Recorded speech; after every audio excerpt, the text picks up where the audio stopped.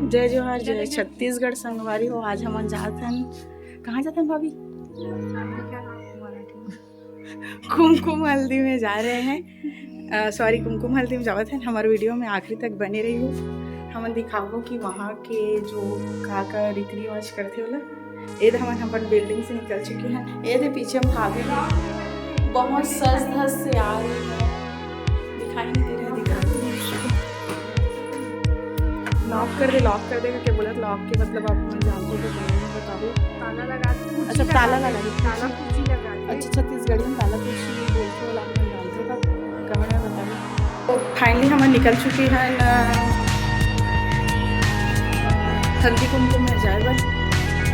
ये देख, वो दे भाभी आवा थे ओकर दिन भर भैया फोन आवा थे। भैया एक प्लान के दिवाना हो गए।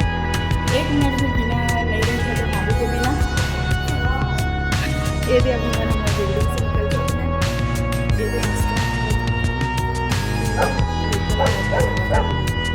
तो संगवारी हम पहुँच गए हैं जहाँ आने फंक्शन में हल्दी कुमकुम के वहाँ। ये हरे भाभी जो दिन भर मोबाइल में भैया के हाथ में खोए हुए हैं और देखा भैया का नाम देख सकते हो आप।